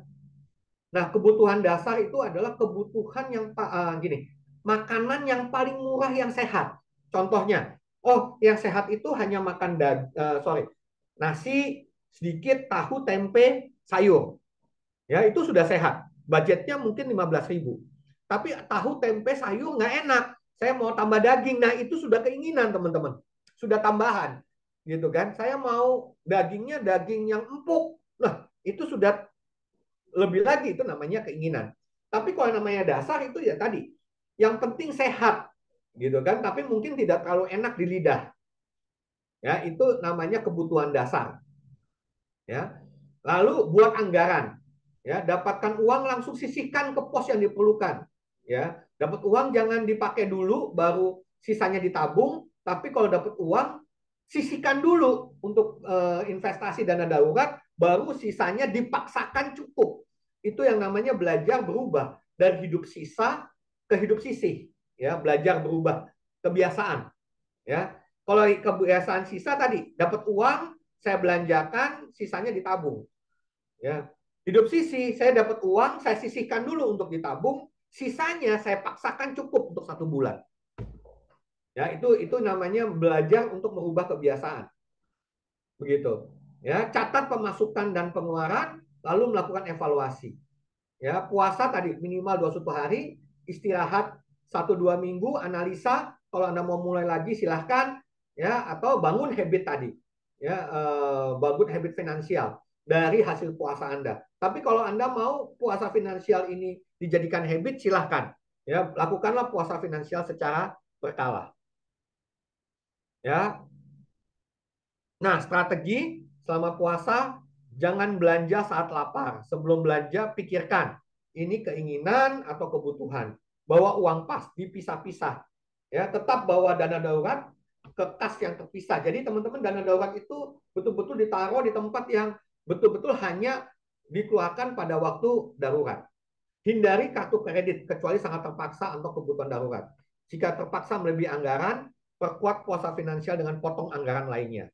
Nah, teman-teman kalau nanti ada mau diskusi, silakan hubungin Impact, teman-teman. Ya, gimana caranya saya melakukan puasa finansial secara benar? Ya. Nah, ini ada rules-nya. Kalau teman-teman mau belajar, ya, kalau kebutuhan yang dirasa penting, maka delay, ya, delay, menunda belanjanya selama 24 jam. Kalau keinginan tapi dirasa penting, delay 72 jam. Kalau keinginan sebenarnya nggak terlalu penting, tapi benar-benar pengen, ya, delaynya 10 hari, teman-teman. Ya, ini delay, jadi belajar untuk menunda belanja. Sedang ingin belanja, contohnya toko online, taruh di keranjang. Ya, jadi jangan langsung diklik beli, tapi masukkan ke dalam keranjang. Bandingkan harga, nah, taruh di keranjang. Lalu simpan di HP dan lalu kegiatan lain. Tunda beli, itu maksudnya delay, teman-teman. Nanti teman-teman akan lihat, ya, kadang-kadang kalau Anda tunda delaynya, jadi, oh saya pengen belanja, tapi saya masukin keranjang. Nanti 3 hari kemudian baru saya analisa lagi, saya mau apa enggak. Nanti teman-teman akan terbiasa, ini saya nggak perlu, oh ini saya boleh. Gitu kan? Pembelian impulsif tidak selalu logis. Ya, hal ini bisa sangat emosional. Ya, dengan memberi diri Anda jeda waktu untuk belanja. Jadi tidak langsung belanja tapi di-delay antara 24 jam sampai 72 jam. Kalau keinginannya itu pengen banget, saya misalnya pengen beli handphone baru padahal sebenarnya handphonenya masih dapat dipakai, coba delay-nya selama 10 hari. Ya, ini adalah betul-betul melatih bagaimana mengelola hawa nafsu. Ya, akan menambah objektivitas Anda dalam pengeluaran dan Anda akan menghemat lebih banyak uang. Ya, saat berbuka puasa seringkali tergoda makan minum lebih enak. Ini buat teman-teman yang puasa. Ya, padahal cukup isi perut setengah kenyang agar lebih sehat baik fisik maupun mental, mencegah boros. Jadi bagi teman-teman yang nanti berpuasa, gitu kan, pada waktu buka puasa jangan langsung kenyang, tapi isinya setengah kenyang aja. Gitu kan, saat istirahat puasa finansial longgarkan sedikit tapi tetap bangun kebiasaan finansial yang sehat. Ya, tetap sisihkan. Ya, dana darurat hanya untuk darurat pada waktu income-nya berhenti, teman-teman. Itu dana darurat. Ya, jadi dana darurat yang dipakai pada waktu income kita berhenti. Tapi kalau untuk beli baju baru itu bukan dana darurat. Itu masuknya pada tabungan keinginan atau sinking fund. Jadi bukan dana darurat tapi bukan emergency fund tapi sinking fund. Ya, sinking fund itu adalah budget yang kita sisihkan untuk keinginan. Ya, tabungan jangka pendek dibuat untuk kebutuhan jangka pendek lainnya. Lalu latihan tepati anggaran, buat catatan dan evaluasi. Nah, kalau dapat uang, bonus atau THR, ya jangan langsung beli baju baru, sepatu baru, wisata kuliner. Tapi kalau kita belajar puasa finansial, maka pada waktu kita dapat uang bonus atau THR, sisihkan ke dana darurat, bayar hutang terutama yang ada bunga, sisihkan ke tabungan kebutuhan jangka pendek ataupun masa depan, sisihkan ke investasi, baru sisanya digunakan untuk tadi, ya, untuk beli baju dan sebagainya. Latih diri dengan puasa finansial agar keuangan masa kini, masa depan, dan generasi berikutnya sehat sejahtera. Dengan doa dan disiplin, maka kita akan berhasil, teman-teman. Nah, bagi teman-teman yang sudah financial freedom, kembali lagi tetap latihan. Kenapa saya sudah financial freedom, Pak? Kenapa mesti puasa? Iya, karena kalau kita gagal mengelola hawa nafsu, financial freedom bisa berubah loh nanti ke financial progress atau ke yang lebih parah. Tetap belajar tahan diri untuk pengeluaran yang tidak penting, tetap belajar tahan diri untuk tidak berbisnis yang beresiko tinggi, ya, tetap tahan diri untuk tidak membeli aset yang tidak produktif. Ini buat yang sudah financial freedom biasanya tergoda tuh untuk punya bisnis-bisnis yang resikonya lebih tinggi. Nggak ada masalah, tapi tetap dikelola dengan benar, teman-teman. Ya, tidak membeli aset yang tidak produktif, tahan diri tidak membeli investasi yang beresiko tinggi. Artinya gini, eh, semua yang investasi yang berusaha tinggi betul-betul dikelola sehingga kalau itu tiba-tiba rugi, ya kondisi keuangan Anda tidak terganggu. Ya, dan buat semuanya ajarkan kepada anak-anak kita untuk melakukan puasa finansial dan mengelola keuangan dengan baik dan benar. Terima kasih. Saya kembalikan kepada moderator kita. Oke, baik. Pak Stef, terima kasih Pak Stef. Materinya luar biasa sekali. Ada lebih dari 50 slide tadi kalau nggak salah saya hitung. Oke Pak, sambil Bapak istirahat sebentar, kita masuk ke Q&A. Saya akan ada kasih info-info sedikit untuk teman-teman. Ya, oke. Untuk Q&A-nya kita ngomong teman-teman untuk apa? Kirim pertanyaannya di kolom di fitur Q&A kita. Nanti kita akan bahas di situ.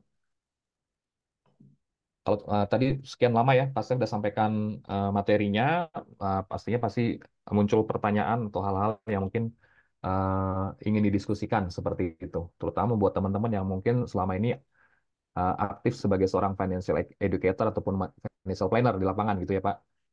Yes. Pasti muncul di pertanyaan kalau udah ketemu klien seperti itu harus bagaimana gitu ya. Boleh curhat-curhat di sini teman-teman di Q&A seperti apa nanti kita coba diskusikan bareng. Oke, nggak lupa juga ingatkan buat teman-teman kasih feedback untuk acara kita hari ini. Linknya ada tertampil di layar. Admin juga akan kirim linknya di WA Group. Kami mohon untuk teman-teman dapat isi feedbacknya buat uh, masukan bagi acara kita malam hari ini. Kalau ada ide tentang topik ataupun narasumber boleh juga diinfokan di situ ya untuk kita bahas. Mungkin dapat kita bahas nanti di webinar berikutnya. Oke, oke langsung aja kita sekarang masuk ke Q&A. Pak Stef sudah ada masuk beberapa pertanyaan Pak. Oke, silakan. Oke, saya masuk di Q&A-nya. Yang pertama, oh Animus ya, baru Pak Michael nih yang pakai nama nih. Diundang kalau ada teman-teman pakai nama boleh ya. Jadi kita dapat langsung tujukan nanti kalau memang perlu open mic gitu ya. Yang pertama Pak, bagaimana cara hadapi orang tua yang senang berhutang? Oh ini generasi sandwich sih Pak ceritanya ya Pak. Tapi orang Ya, tuanya senang berhutang, kalau diberi saran dia marah dan menganggap anaknya kurang ajar, serta anggap anak yang harus lunasi untuk berbakti Pak. Karena ya biasanya orang timur kan seperti itu ya Pak anggapannya. Menurut Pak Chef ya, gimana ya Pak? ya. Ini memang menarik ya, karena ini sudah masuk ke ranah emosi berarti ya. Dan kita sebagai anak kita tahu kondisi orang tua begitu kan. Nah, ini butuh yang namanya kebijaksanaan. Ya, yang pertama saya selalu meyakini bahwa kita tidak dapat mengontrol perilaku dan pikiran orang lain, ya termasuk orang tua kita. Ya, jadi saya hanya dapat mengontrol pikiran dan perasaan saya sendiri kan begitu, ya Hmm. kan. Saya akan tidak mungkin saya mencoba mengubah pikiran dan perasaan orang lain. Jadi yang dapat dilakukan adalah satu berusaha membujuk. Tadi kan, tapi seperti tadi sudah dilakukan tuh, ya. Nah, tinggal bagaimana cara memberi saran kan itu perlu teknik kali ya. Kadang-kadang kalau kita memberitahu, oh mami salah gitu kan, akan beda dengan oke mami berutang untuk apa saja. Misalnya kita itu teknik komunikasi ya. Jadi mungkin saran saya yang pertama ada belajar teknik komunikasi di dalam memberikan saran sehingga orang dapat menerima. Itu yang pertama. Tapi kalaupun kita sudah lakukan tapi dia tetap berhutang, itu kan menjadi masalah. Nah, yang kedua lalu yang lebih penting adalah lalu bagaimana pada waktu orang tua saya memaksa saya untuk bayarin utangnya kan gitu. Ya, Ya kalau saya nggak bayar utangnya dianggapnya anak durhaka kan. Kan ya. ini yang menarik sebenarnya karena kontrolnya di saya nih. Kalau tadi orang tua berhutang kan kontrolnya di orang tua, gitu kan. Hmm. Tapi pada waktu lalu dia meminta saya untuk melunasi, gitu kan, itu kontrolnya di saya. Nah, usul saya sebagai anak tentu kita wajib membantu orang tua kita. Itu kan prinsip ya. Ya, sebagai Betul. anak kita wajib untuk membantu orang tua kita. Tapi membantu orang tua kita tentu ada batas di mana kita punya kemampuan dalam membantu. Apalagi kalau kita tahu bahwa orang tua kita utangnya itu karena hawa nafsu gitu ya, bukan karena kebutuhan gitu kan. Ya, artinya hutangnya orang tua kita adalah hutang yang ya tadi karena sangat tidak produktif. Tapi kita sebagai anak kan wajib membantu.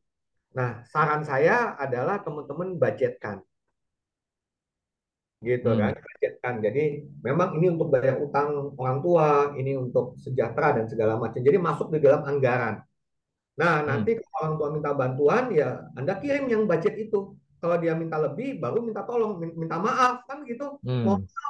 ini yang saya mampu lakukan, gitu kan. Kalau saya akan lakukan gini, mah, pak, saat ini mampu saya cuma segini, doain ya, mohon doanya, kan kita bantuan orang tua dong. Betul. Mohon doanya supaya income saya naik, gitu kan, ya, sehingga saya dapat budgetkan lebih buat mama dan papa. Artinya ya di Hmm. situ kita perlu belajar untuk tegas gitu ya, tegas tapi sopan, tapi tetap membantu, bukan berarti nggak mau tahu, begitu kan, Ya. tetap kan bagian kita yaitu menolong, membantu orang tua kita semaksimal kita. Tapi jangan sampai lalu karena membantu orang tua lalu keluarga kita jadi tenggelam. Ini juga yang Hmm. teman-teman perlu waspadain. Kembali lagi, kalau sudah sampai di level itu perlu kebijaksanaan, perlu kebijaksanaan, perlu doa, perlu kemampuan komunikasi yang lebih canggih.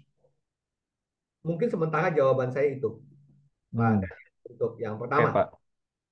Ya. Eh, masih Pak, pertanyaan kedua sepertinya nih.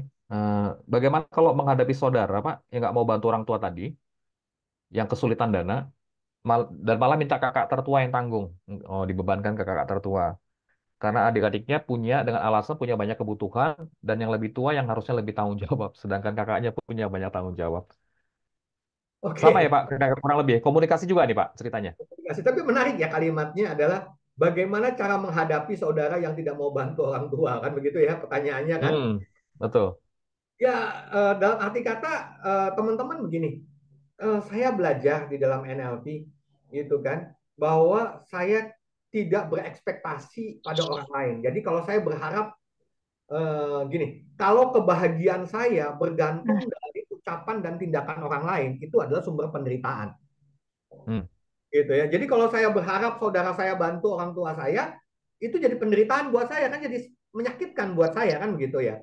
Ya, saya di dalam Hmm. NLP saya belajar bahwa saya hanya berharap dengan tindakan dan perilaku saya. Ya, saya melatih diri untuk tidak berharap pada ucapan dan tindakan orang lain. Nah, artinya sekali lagi, saudara mau bantu atau tidak, itu kontrolnya di dia, bukan di kita. Nah, usul saya adalah di antara saudara-saudara itu, ada nggak sih yang masih mau bantu orang tuanya? Kalau ada, lebih baik fokus pada mereka yang mau bantu orang tuanya dan strategikan dari, misalnya ada 5 bersaudara gitu kan, 3 mau bantu, 2 nggak mau bantu, masa bodoh. Ya sudah, jangan fokus pada yang nggak mau bantu. Nanti malah menghabiskan energi, kita malah sakit hati, marah, target membantu orang tua malah nggak tercapai, kan begitu, gitu. Nah, Ya. jadi oh ada 3 nih dari 5, 3 yang mau bantu, ya sudah, mendingan kita fokus pada yang 3 ini, kita diskusi, kita pikirkan caranya, ya kan, selalu ada jalan teman-teman, selalu ada jalan. Ya, kalau teman-teman nanti ada yang ingin diskusi dengan teman-teman di Efek, kita dengan suka suka hati untuk kita membantu teman-teman, gitu kan, ya. Nah, dari yang 3 ini kita kelola, lalu bantunya mau seperti apa? Kembali lagi, lunasin hutang orang tua, itu tanggung jawab orang tua. Jadi setiap orang bertanggung jawab pada hutangnya masing-masing, kan itu prinsipnya. Gitu kan? Tetapi kita sebagai Betul. anak punya kewajiban membantu orang tua. Tapi kita tidak punya kewajiban untuk misalnya melunasi hutang orang tua yang kita nggak sanggup. Artinya gini, saya penghasilan 50, orang tua 100, lalu saya paksakan nih berhutang untuk melunasi orang tua 100. Nanti bulan depan orang tua saya berhutang lagi 200. Masa saya mau hutang lagi 200 untuk melunasi orang tua? Ujungnya Hmm. orang tua berhutang, saya lunasi, nanti di akhirnya kita yang jadi punya hutang, kan juga nggak sehat. Nggak seperti itu caranya, teman-teman. Ya, Hmm. caranya tadi kita perlu bijaksana. Begitu. Ya, mudah-mudahan terjawab, Pak Daniel. Oke, baik Pak. Mudah-mudahan terjawab Ya, pertanyaannya. Eh, Thank you. Ini teman untuk kasih pertanyaan di Q&A ini dapat lihat di kanan bawah itu ada more gitu ya. Nah, itu diklik nanti ada pilihan option Q&A. Nanti tinggal diklik aja teman-teman dapat tanyakan di sana. Kirim pertanyaannya di situ. Tadi ada pertanyaan dari Bu Supriyati masih di chat ya. Boleh coba tolong dipindah Bu atau mungkin dari apa host atau FM mungkin dapat pindah pertanyaannya di Q&A. Baik Pak. Selanjutnya pertanyaan Pak Chef. Sebentar lagi bulan Ramadan Pak. Biasanya ada ajakan puasa bersama dan keuangan saya sepertinya perlu puasa juga. Terima kasih sudah membuka pikiran saya tentang ini. Oh, ini pernyataan. Yang saya mau tanyakan, bagaimana cara menolak ajakan buka puasa bersama secara elegan tanpa mengurangi hubungan pertemanan? Makasih, Dok. Ini juga mungkin berlaku ke ini ya, Pak, dalam hal-hal lain ya.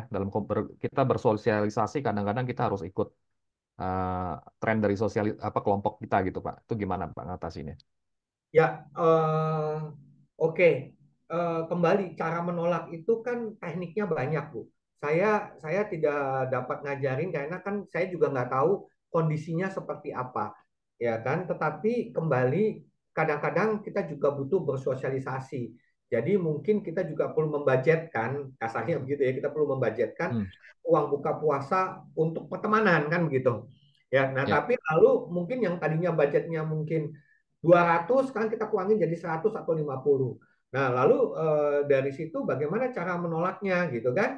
Ya mungkin kita tidak menolak, ya mungkin kita dapat bilang ya artinya gini, saya nggak tahu situasinya dengan nggak tahu situasinya, mungkin saya tidak dapat menjawab secara akurat gitu kan, tapi mungkin dapat menjawab bahwa aduh saya pengen banget ya hari ini tapi saya sedang orang anak saya ya anak saya lagi mengajak untuk kita buka puasa bedah bersama di rumah nih untuk keluarga atau orang tua saya ya atau misalnya bahwa sekarang nih kita lagi fokus nih dengan suami untuk kita mau melakukan budgeting ya kita belajar untuk mungkin jujur ya kita budgeting saat ini budget kita segini ya itu betul-betul tergantung daripada karakter dan situasi daripada ini saya nggak tahu bapak atau ibu ya jadi ada banyak teknik sih teman banyak teknik yang harus disesuaikan gitu kalau saya tipenya jujur sama teman-teman saat ini budget saya segini ya mungkin saat ini nggak masuk budget tapi bagi istri saya cara itu kesannya saya pelit banget gitu kan ya hmm, istri saya punya cara lain dia dalam dalam menolak ya tiap orang beda-beda begitu ya ya. mudah-mudahan menjawab. Perlu disesuaikan dan perlu kreatif ya, Pak, untuk Perlu memikirkan disesuaikan dan ya, sesuai karakternya kita kan sesuai karakter. hubungan gitu Betul. Baik. Supaya semuanya baik gitu ya, Pak Stef ya. ya. Oke. Eh, Berikutnya, Pak, dari Pak Michael Sohoka. Oke. Contoh-contoh investasi yang produktif itu apa saja ya, Pak? Lalu bagaimana cara menyisihkannya? Oke, nanti mungkin kalau Pak Michael mau belajar investasi, kita ada pakarnya yang lebih ahli itu Pak Gembong. Ya, nanti mungkin dapat nonton juga tuh di video YouTube gitu kan, di video YouTube mengenai Pak Gembong atau nanti kita bisa bikin secara khusus. Tapi kalau bicara contoh-contoh yang simple-simple aja ya Pak Michael ya. Ya, contoh-contoh yang apa yang apa namanya yang simple contohnya kita punya kos-kosan gitu kan. Nah, kos-kosan itu kan investasi produktif.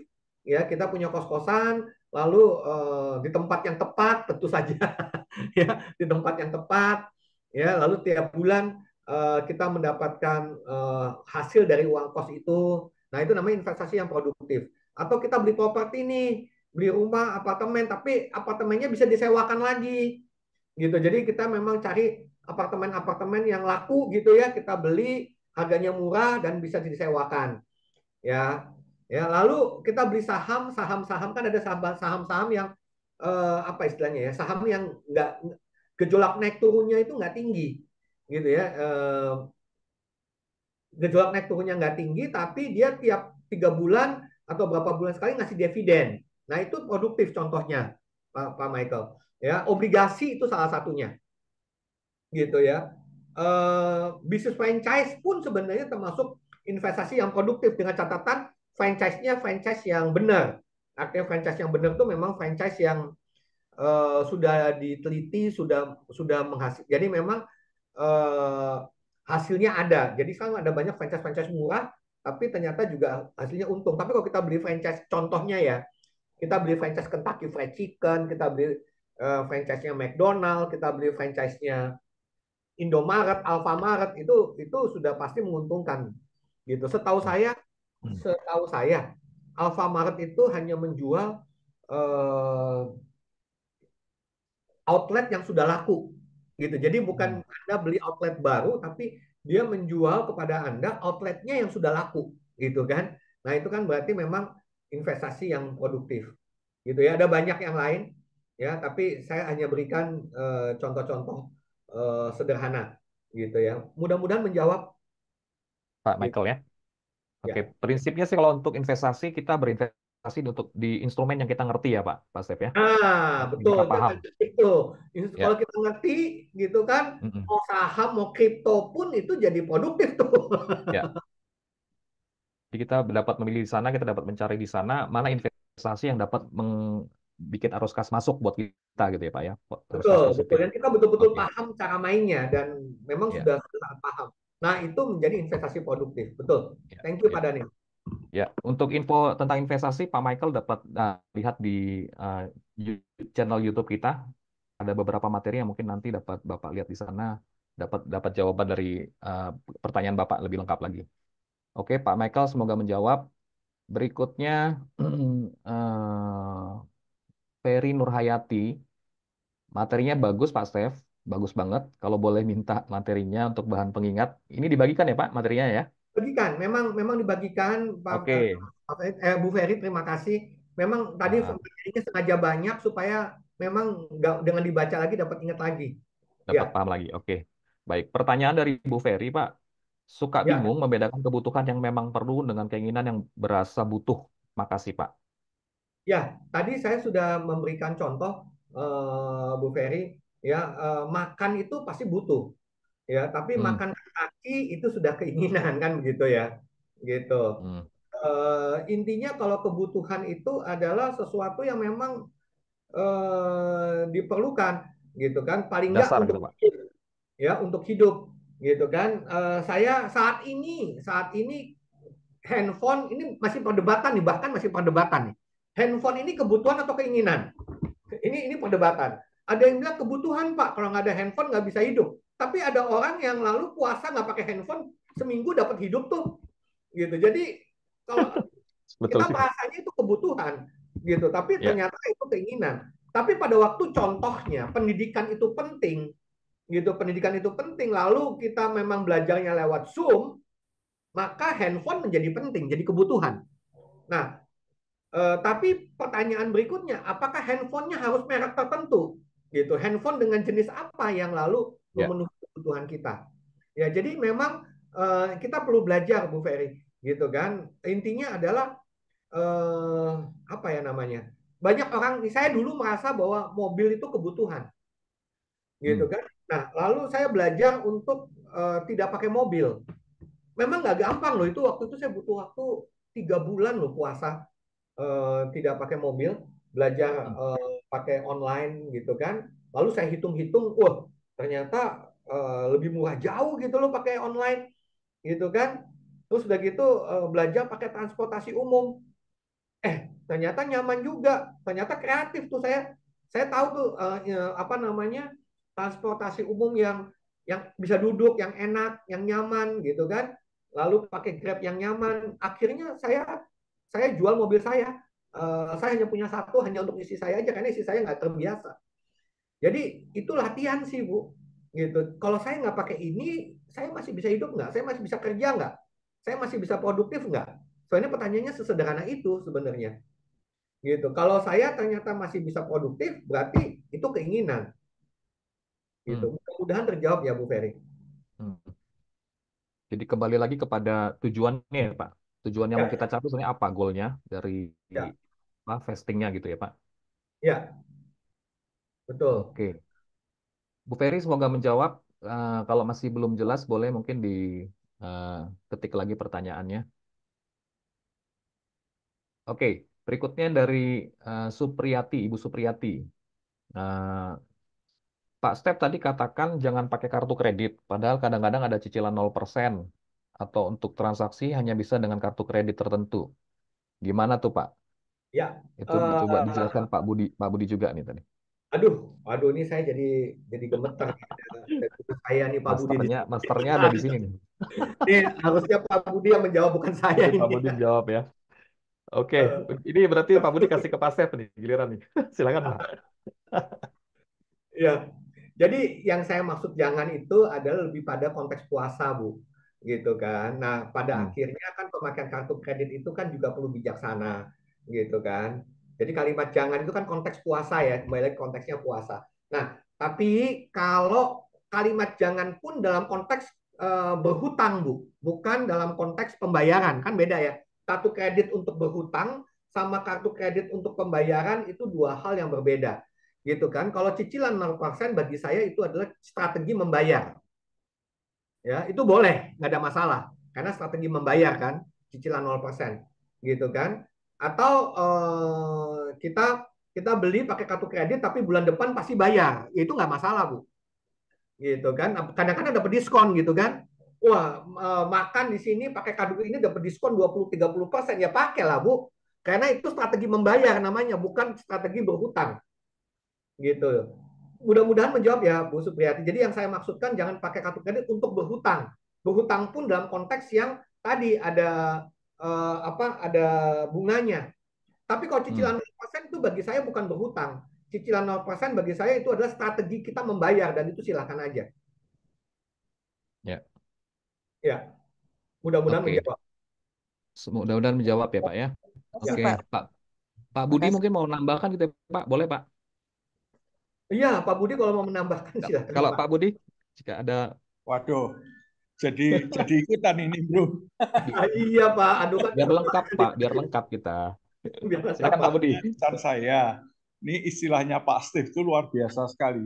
Jadi Hmm. gampangin orang untuk ingat puasa finansial itu, eh, istilah ini saya baru pertama kali dengar. Ini Hmm. pasti ciptaannya Pak Steve yang kreatif. Terus kemudian tadi saya sih sebetulnya cuma mau apa bantu Ibu Supriyati aja yang nggak ngerti tombol Q&A di mana gitu. Ya. Oh. Tapi intinya tadi Pak Syed juga udah bales kok. Jadi memang kartu kredit itu kan bisa untuk tempat utang, bisa untuk tempat pembayaran. Nah, Hmm. yang dimaksud jangan dipakai itu jangan pakai ngutang, bayar sih iya. Itu Ya. mungkin nanti perlu satu sesi tentang manajemen utang ini. Oke Ya Pak. Pak, nanti minta Pak Budi yang bawain ya Pak. Terus, Mantap terus ini Pak. kemudian juga tadi jadi masa puasa finansial ini, saya jadi teringat, apa kita semua pada dasarnya membuat perencanaan keuangan itu kita mengelola yang namanya 3 proteksi dan 4 dana.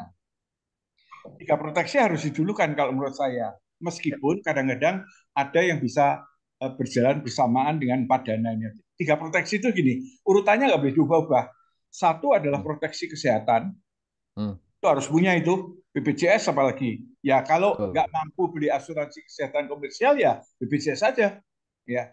Kedua adalah proteksi jiwa dan ketiga adalah proteksi aset. Sedangkan 4 macam dana urutannya pun juga nggak boleh diubah-ubah. Dana yang pertama adalah dana darurat. Dana kedua adalah dana investasi. Dan Dana darurat dan ketiga adalah dana pendidikan. Dan terakhir prioritasnya adalah dana pensiun. Hmm. Nah, ketujuh macam apa ini sebetulnya yang kita lakukan di kalau kita perencana keuangan yang kita lakukan di perencanaan keuangan ya mengelola itu. Tapi tentunya di luar itu kan ada tadi teknik-teknik mengelola utang, teknik-teknik untuk memaksimumkan pendapatan, teknik-teknik untuk membudgetkan pengeluaran. Yang itu pun juga mesti kita bahas karena itu semuanya kalau di modul CFP adalah di modul 1 itu tentang cash flow management gitu. Hmm. Ya, komen saya cuma itu, nanti terlalu panjang malah. terima Oke. kasih. Terima kasih Pak Budi. Ya, Berarti Terima kasih Pak Budi. manajemen utang ya Pak. Nanti kita kontak Pak Budi ya. Terima kasih Pak Budi. Oke, Pak Step berikutnya. Ya. Pertanyaan dari ini anonimus ya. Dok, bagaimana cara menolak teman yang mau berhutang? Karena selalu tidak bayar tapi kasihan melihatnya kesulitan keuangan. Ya, Nah, ini dah. kembali itu teknik komunikasi gitu ya. Itu teknik komunikasi. Artinya saya kalau punya teman yang kesulitan keuangan dan selalu berhutang, maka saya punya beberapa pilihan di dalam merespon. Pilihan pertama adalah saya niatnya ngasih. Jadi kalau dia minta 10, saya bilang, aduh mohon maaf, saat ini saya hanya dapat membudgetkan 2 buat kamu dan kamu nggak perlu bayar. Ya, itu strategi pertama, gitu kan. Ya, strategi kedua yang saya lakukan adalah saya bantu dia untuk mendapatkan pekerjaan atau saya bantu dia untuk mengelola mengelola mengelola pengeluarannya. Untungnya kan saya di efek kan. Jadi kalau dia Hmm. kesulitan keuangan, dia berhutang, saya bilang, bro, masalah kamu bukan karena kamu butuh uang, masalah kamu karena kamu belum mampu kelola pengeluaran. Jadi bagaimana saya bantu kamu gratis, bukan ngasih uang, gitu kan? Tapi ini saya kenalin nih dengan teman-teman efek, bagaimana kamu dapat mengelola hutang kamu biar lunas, gitu kan? Nah, ada dua tuh nanti responnya, ngamuk, ninggalin saya, ya sudah. Atau yang kedua, dia mau. Kalau mau berarti memang orang itu niat untuk mengubah hidupnya. Tapi kalau dia nggak mau, dia pergi, ya berarti memang dia hidupnya memang mau berhutang. Ya, kalau saya akan menjauh dari dia. Ya, jadi sebelum dia menjauh, kalau perlu saya menjauh dulu kan begitu. Iya. Oke, baik, Pak Seth. Mudah-mudahan jawab. Ya, Oke, mudah-mudahan menjawab. Berikutnya, pertanyaan sepertinya sudah habis, Pak. Dari Bu Ferry Nurhayati, terima kasih. Belajar berarti ya, Pak, katanya. Oke, Bu. Terima kasih, Bu Ferry juga. Oh ya, Pak Steph, satu ini, Pak. Tadi ada disinggung juga di awal, eh, salah satu teman di pertanyaan kita tadi, ya, uh, good frugal living, Pak. iya. Gaya hidup sederhana tadi. Bedanya dengan fasting ini, Pak, financial fasting? Saya baru baru lagi mau nyari di Google nih, frugal living apa ya? Saya pernah ingat Hmm. coba. Eh, lupa. Frugal living Hidup jadi dengan gaya hidup cara hemat, ngirit-ngiritnya luar biasa. ya. Hidup hemat tuh, Pak. Hidup Oh, hemat, miripnya. tapi cenderung kalau frugal itu cenderung Hmm. ke arah hematnya itu kayak pelit gitu. Ah, Oh. ya, ya. Ya, jadi sudah keterlaluan berhematnya, sudah apa namanya kembali. Buat saya terima kasih dengan pertanyaan itu. Buat saya sederhana sih teman-teman. Bagaimana kita kelola uang kita, gitu kan? Kita tetap mampu sejahtera, tapi dengan cara yang nikmat, gitu. Hmm. Nah, puasa finansial pun teman-teman makanya tadi ada beberapa teknik, ada tahap 1, 2, 3. Itu artinya gini, teman-teman, bagaimana kita mengurangi kenikmatan gini, mengurangi finansial kita, gitu kan, tapi dengan cara yang tidak mengurangi kenikmatan, gitu. Saya kasih contoh ya, teman-teman. Dulu waktu saya muda, maksudnya waktu saya mahasiswa, saya tuh sangat ya karena kan waktu zaman itu tuh Kentucky baru masuk tuh. Kentucky itu baru masuk Indonesia. Ya, saya itu suka banget makan ayam Kentucky. Itu hampir tiap hari saya makan, gitu kan. Nah, tapi waktu itu ada temen yang ngajarin, emang tiap hari itu enak ya?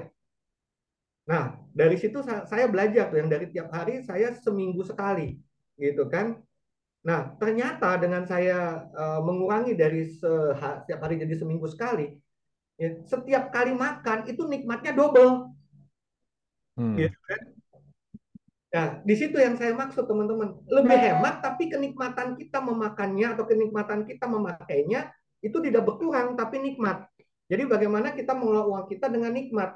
Nah, kalau bagi teman-teman yang lalu tadi mengatakan yang frugal, artinya hematnya jadi keterlaluan, kalau Anda nikmat dengan cara itu ya silakan gitu. Tapi kalau Anda tidak nikmat ya jangan.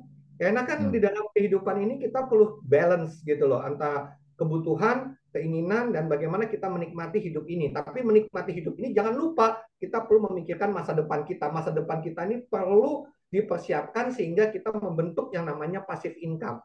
Nah, saya mengelolanya simple aja. Hari ini saya misalnya makan 50.000 gitu kan. Kalau saya bisa makan 30.000, lalu saya bayangkan kalau 20.000 ini saya masukkan investasi pada waktu saya nanti tidak mampu lagi bekerja, ya kan investasi ini passive income ini akan menghidupi saya. Nikmatnya akan seperti apa? Nah, pada waktu saya mampu membayangkan nikmat masa depan, maka makan yang tadinya 50.000 jadi 30.000 pun tetap menjadi nikmat. Begitu. Oke, Ya, baik. mudah-mudahan terjawab ya, teman-teman. Oke, Pak Steph, terima kasih. Eh, Pertanyaan kita sudah selesai, teman-teman.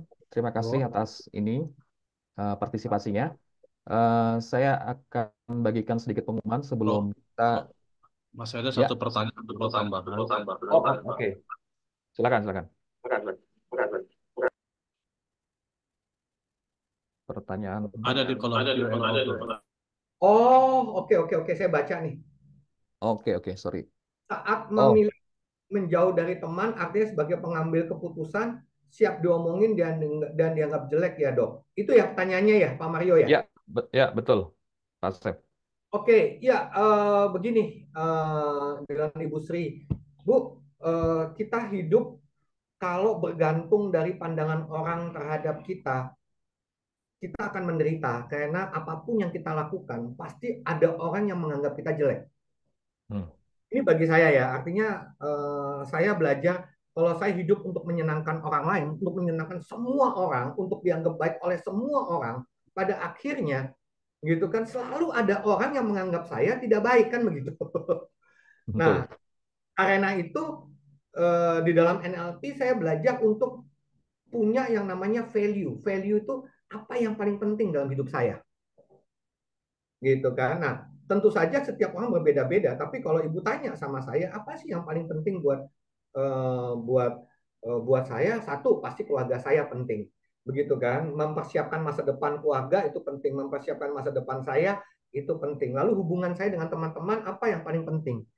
Ya, bagi saya hubungan yang paling penting adalah pada waktu saya dapat membantu teman-teman untuk punya kehidupan yang lebih baik, Hmm. ya kan? Dan bagi saya juga adalah tentu saja teman-teman saya adalah teman-teman yang dapat membawa benefit. Itu kan sesuatu yang normal, gitu kan? Tidak mungkin saya berteman dengan seseorang yang lalu hanya mengambil benefit dari saya tapi tidak dapat memberikan benefit lain, ya kan? Itu kan namanya menjadi parasit. Saya pun cenderung juga akan tidak berani untuk berteman dengan orang yang misalnya terus-menerus apa namanya memberikan benefit kepada saya, tapi saya tidak mampu memberikan benefit kepada dia, karena itu tidak sehat, hubungan pertemanan yang tidak sehat, begitu. Nah, karena itu kalau ada orang yang mengalami kesulitan, tentu saya akan semaksimal saya, baik teman-teman sendiri pasti semaksimal saya untuk bantu.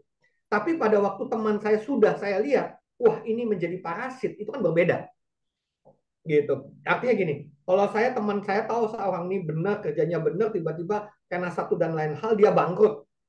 Nah, itu kan bukan karena maunya dia, padahal saya tahu karakternya dia memang sebenarnya orang baik. Ya tentu saya akan semaksimal saya membantu dia, semampu saya, gitu kan, Ya, apapun caranya. Tapi kalau saya tahu memang teman saya dari kecil memang memang dari waktu ke waktu hidup dari hutang demi hutang, ketemu orang hanya untuk berhutang berhutang, kan berarti dia menjadi parasit, gitu kan. Nah, bagi saya ya saya akan memilih untuk menjauh, gitu kan. Lalu apakah akan dianggap jelek atau misalnya dijelekin sama teman, ya itu resiko buat saya. Selama kembali lagi prinsip saya sederhana sih, kalau kita berlian mau ada lumpurnya, pada akhirnya berlian itu tetap berlian kan, gitu. ya, Tapi kalau berlian itu plastik, walaupun walaupun apa namanya berlian palsu gitu ya, walaupun tidak ada lumpurnya, pada akhirnya orang tahu kok itu palsu. Artinya pada akhirnya tergantung daripada sikap hati kita, gitu kan, dalam berkomunikasi dengan orang lain. Mudah-mudahan menjawab. Ya, oke. Baik, benar menjawab Ibu Sri. Jadi fokus kepada value-nya ya, Pak ya. ya value apa yang paling penting dalam hidup kita? Fokus pada value-nya. Oke, baik. Terima kasih, Pak Steph. Terakhir saya akan info teman-teman, jangan lupa untuk eh, feedback buat kita. Linknya sudah dibagikan di WA Group. Teman-teman isi feedback ini, masukan kita ke depan. Kalau ada kritik dan saran juga kita dengan senang hati untuk terima dari teman-teman semua melalui feedback ini. Baik, jangan lupa juga gabung di sosial media kita, join di sosial media kita. Kita ada sahabat Vinedu WA Group di WhatsApp, dan ada juga Telegram sahabat Vinedu, Instagram vinedu.id, dan channel YouTube kita di Vinedu Indonesia. Dokumentasi acara ini juga, webinar kali ini juga akan tayang di channel YouTube kita Video Indonesia. Oke, sebelum saya tutup, Pak Stef, mungkin Bapak ada eh, penutup, Pak, pengantar penutup buat Ya, teman-teman, Stef. eh, teman-teman, mungkin pesan saya sederhana. Kita ini sudah masuk di dalam suatu ledakan demografi. Kita ada di sebuah generasi emas. Dan mari kita bersama-sama bergandengan tangan membantu generasi kita menjadi generasi yang abundance, financial abundance. Jadi sudah sampai di level mereka punya passive income.